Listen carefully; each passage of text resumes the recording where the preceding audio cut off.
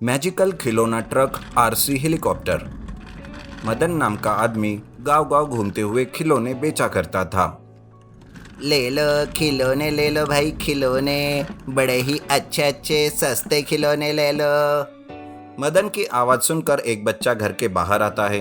उसे खिलौने बहुत ही पसंद आते हैं। वो अपने पिताजी को बुलाकर खिलौने खरीदने के लिए जिद करता है। तब वो आदमी कहता है, अरे क्यों भाई, कैसे दिए खिलौने?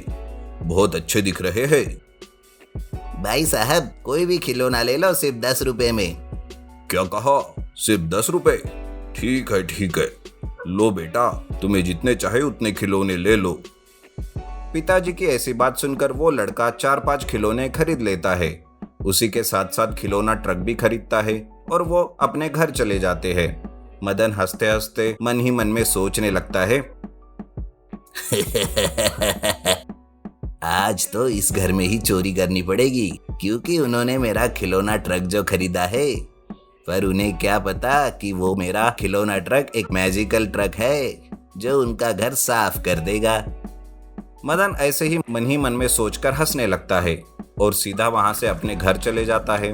रात के समय में मदन फिर से उसी गांव में उस आदमी के घर के पास आता है और जादू से मैजिकल खिलौना ट्रक के साथ घर में चोरी कर लेता है। पैसे जेवर चुरा कर वो मैजिकल खिलौना ट्रक घर के बाहर आता है, जहां पर मदन उसकी राह देख रहा होता है। देखते ही देखते वो मैजिकल खिलौना ट्रक बड़ा बन जाता है। मदन पैसे और जेवर लेकर उस ट्रक में बैठकर वहां से गायब हो जाता है। दूसरे दिन जब सवेरे सवेरे लोग जाग जाते हैं तो उन्हें समझ में आता है कि उनके घर में चोरी हो चुकी है। इस तरह वो जोर जोर से रोने लगते हैं। सारे गांव वाले इकट्ठा हो जाते हैं। तब एक गांव का आदमी कहता है, अरे कोई तो पुलिस को बुलाओ। इस तरह पुलिस को फोन करके बुलाया जाता है। तब वहां इंस्पेक्टर महेश आता है। वो सारे घर की छानबीन करके पंचनामा करता है और उस आदमी से कहता है, घर से क्या क्या चीज चोरी हुई, जरा हमें विस्तार से बताइए। मैं पूरी कोशिश करूंगा कि आपका चोरी किया हुआ सामान जल्द से जल्द मिले। वो आदमी इंस्पेक्टर महेश को चोरी की सारी बातें बता देता है। तभी उसका बेटा वहां आता है और वो कहता है, पिताजी पिताजी, वो मेरा खिलौने वाला ट्रक भी चोरी हो गया है। खिलौने वाले ट्रक के बारे में सुनते ही इंस्पेक्टर महेश चौंक जाता है। इंस्पेक्टर महेश उस बच्चे से अच्छे से पूछताछ करने लगता है। तब वो बच्चा खिलौना ट्रक के बारे में सब कुछ बता देता है। इंस्पेक्टर महेश को यकीन हो जाता है कि वो चोरी जरूर उस खिलौने वाले की ही होगी। इंस्पेक्टर खिलौने वाले की गांव में छानबीन करता है, पर उसे वो कहीं भी नहीं मिलता। इस तरह चोरी करने का सिलसिला दिन ब दिन गांव में बढ़ते ही रहता है और हमेशा की तरह हर चोरी में वो खिलौने वाला ट्रक शामिल रहता है। तब मदन सोचता है, जब तक मेरे पास एक मैजिकल खिलौना ट्रक है तब तक मुझे पुलिस पकड़ ही नहीं सकती। यूं चोरी करते करते बहुत सारा पैसा इकट्ठा कर लूंगा और ये देश छोड़कर ही चला जाऊंगा।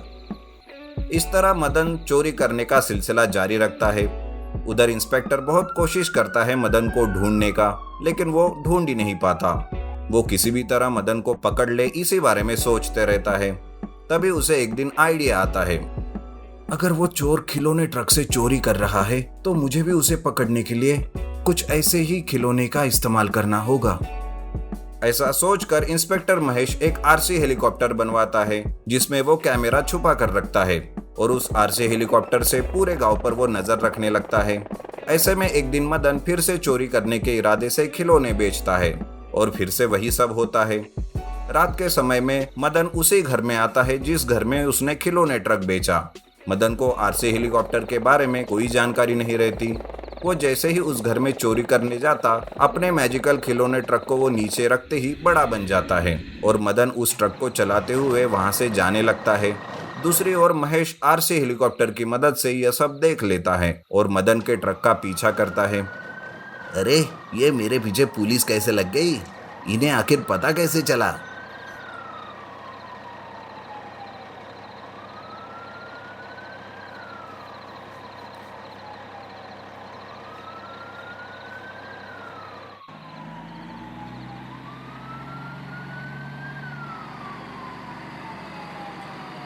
ऐसा कहकर मदन अपने मैजिकल खिलौना ट्रक की स्पीड बढ़ाता है इंस्पेक्टर महेश उसका पीछा करता है।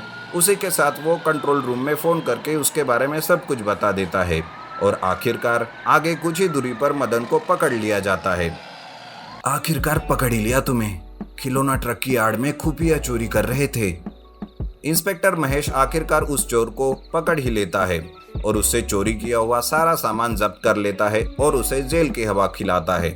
और जिन जिन का सामान चोरी हो गया था उन सबको इंस्पेक्टर महेश वो सामान लौटा देता है। जादुई इलेक्ट्रिक बाइक रोबोट डिस्ट्रॉय। एक रोबोट जो बेकाबू होकर कॉलेज में ही तबाही मचा रहा था।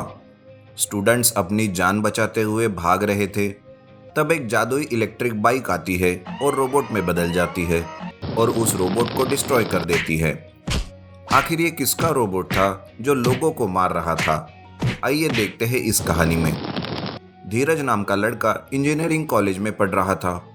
धीरज कॉलेज में सबका फेवरेट था, हर कोई उसे पसंद करता था। इस वजह से उसी कॉलेज में पढ़ने वाला मानस धीरज को पसंद नहीं करता था। एक बार कॉलेज में यादव सर जो प्रोजेक्ट लीडर रहते हैं वो क्लास में आकर कहते हैं, इस साल इंटरनेशनल रोबोटिक एग्जीबिशन के लिए हमारे कॉलेज से इस क्लास का नंबर है। इसके लिए मैंने अपने क्लास के होनहार स्टूडेंट्स का नाम दिया है और वो है धीरज। थैंक यू सर, मैं आपको निराश नहीं करूंगा और इस एग्जीबिशन में हमारे ही कॉलेज का फर्स्ट नंबर आएगा। हमें तुम पर पूरा भरोसा है, इसलिए मैंने बिना तुम्हें पूछे तुम्हारा नाम दे दिया। Good luck my boy. और हाँ, कभी भी कोई ज़रूरत हो तो मुझे पूछ लेना और इस काम के लिए तुम कॉलेज की लैब यूज़ कर सकते हो। सभी स्टूडेंट्स धीरज के लिए ताली बजाते हैं। यादव सर भी वहाँ से चले जाते हैं।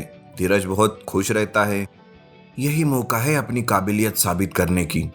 मैं दिन रात एक कर दूंगा और एक ऐसा रोबोट बनाऊंगा कि उसकी वजह से हमारे ही कॉलेज का फर्स्ट नंबर आएगा।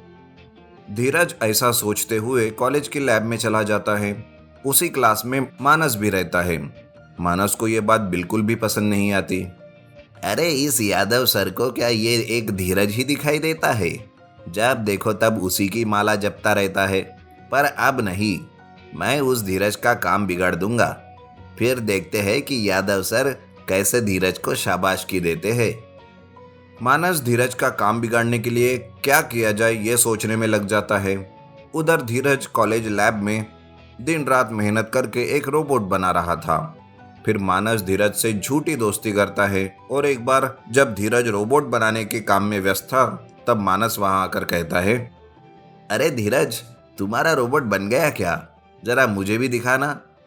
हाँ, क्यों नहीं, आओ मैं तुम्हें सब समझाता हूँ। धीरज मानस को रोबोट की सारी जानकारी देता है। उस रोबोट के फीचर्स के बारे में भी समझा देता है। कुछ ही दिनों के अंदर धीरज का रोबोट रेडी हो जाता है। प्रेजेंटेशन के पहले धीरज एक बार अपने रोबोट को टेस्ट करना चाहता था। उसी वक्त यादव सर और मानस वही रहते हैं। धीरज अपने रोबोट को ऑन करता है और एक रिमोट से उसे ऑपरेट करने लगता है। वो रोबोट हाथ मिलाना, नमस्ते करना जैसे सारी हरकतें करता है। ये सब देखकर यादव सर कहते हैं, बहुत खूब धीरज, और क्या खास बात है इस रोबोट में? सर, ये रोबोट मुसीबत में फंसे लोगों की मदद कर सकता है। और हाँ सर, इसमें ऐसे फीचर्स भी है जिससे हम पुलिस डिपार्टमेंट में भी इसका यूज कर सकते हैं। ठीक है धीरज, कल तुम्हें इसका प्रेजेंटेशन देना होगा सबके सामने।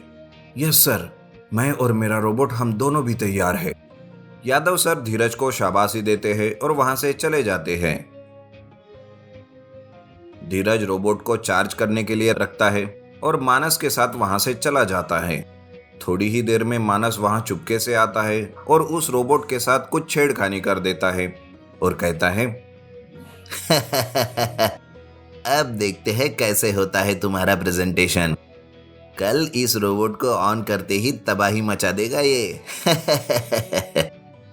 मानस फिर से उस रोबोट से छेड़खानी करके वहां से चला जाता है। दूसरे दिन सब धीरज के रोबोट की राह देख रहे होते हैं। उस दिन धीरज अपने इलेक्ट्रिक बाइक से कॉलेज आता है और अपने रोबोट को ऑन कर देता है, पर रोबोट के तो सारे फीचर्स ही चेंज होकर रहते हैं। तब रोबोट बेकाबू होकर लैब से बाहर आ जाता है। तब धीरज सोचता है, अरे इस रोबोट को क्या हुआ? ये मेरे बिना ऑपरेट किए ही कैसे बाहर जा रहा है? लगता है किसी ने इसके साथ छेड़खानी की है। कुछ तो गड़बड़ की है। रोबोट को देखने के लिए स्टूडेंट्स उसके पास आते हैं। तब रोबोट उन्हें पकड़ता है और किसी को मारने लगता है तो किसी को दूर उठा के फेंक देता है।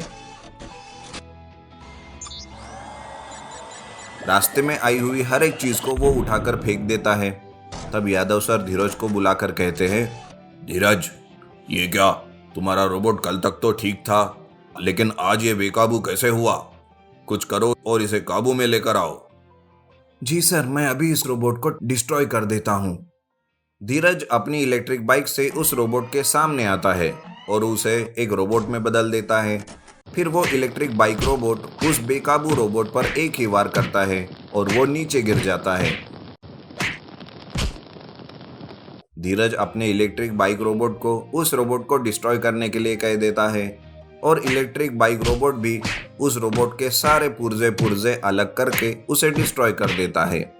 सब लोग अचंभित होकर देखते ही रहते हैं कि आखिर ये सब कैसे हुआ। तब धीरज कहता है, सर, ये सब इस मानस का किया धरा है। इसने ही मेरे रोबोट के साथ छेड़खानी की थी। मैंने सीसीटीवी कैमरा में सब देख लिया।